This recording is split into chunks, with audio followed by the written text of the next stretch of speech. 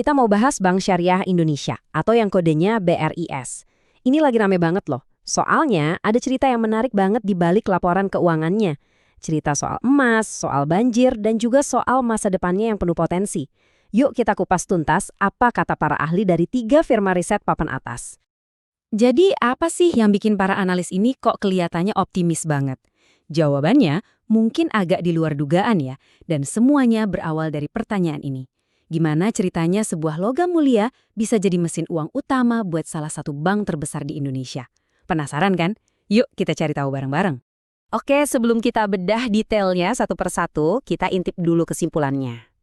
Langsung ke intinya aja ya. Jadi apa kata para ahli soal saham BRIS ini? Wow, ternyata mereka semua satu suara. Dan suaranya positif banget.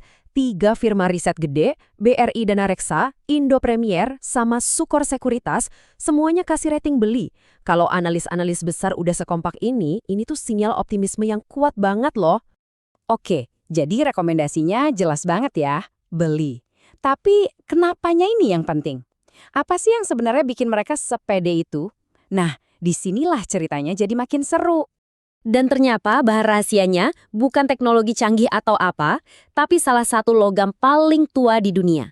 Emas. Yap, emas. Mari kita bongkar gimana bisnis emas ini bisa jadi roket pendorong pertumbuhan buat BRIS. Coba deh lihat angka ini. Gila kan? Pendapatan kali fee dari bisnis emasnya itu meroket lebih dari 90% dari tahun lalu. Ini bukan cuma sekedar tumbuh, ini namanya meledak. Terus kenapa emas ini bisa secuan itu buat mereka?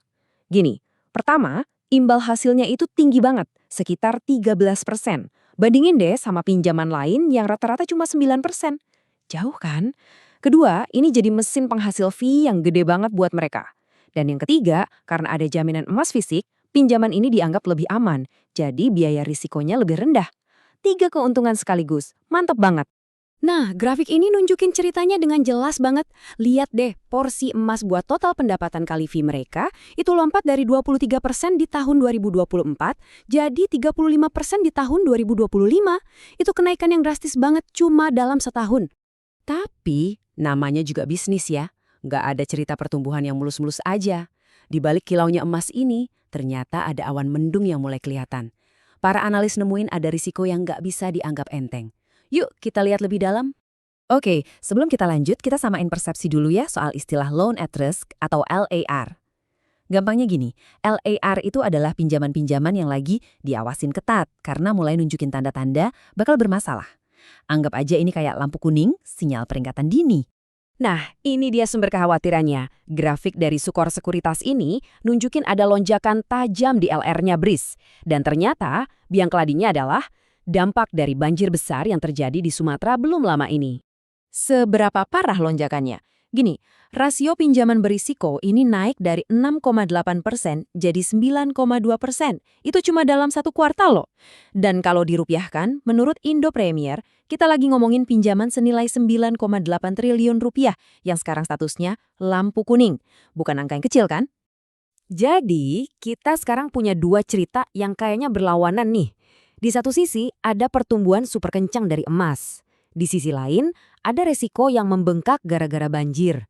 Nah, kira-kira mana yang bakal menang? Coba kita lihat proyeksi ke depannya.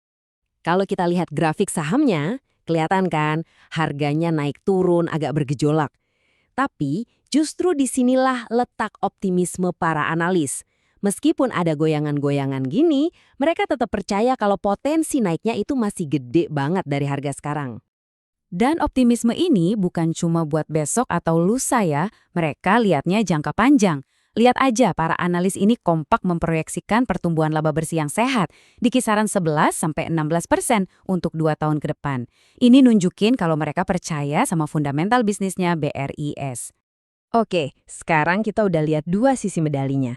Sisi pertumbuhan emas yang kinclong dan sisi resiko banjir yang agak suram. Yuk kita tarik kesimpulan akhirnya. Indo Premier Sekuritas ngerangkumnya dengan pas banget dan ini kutipan langsung dari laporan mereka. Risiko terbesarnya adalah memburuknya kualitas aset dari portofolio restrukturisasi di Sumatera. Nah, ini dia intinya. Ini tantangan utama yang harus dihadapi BRIS.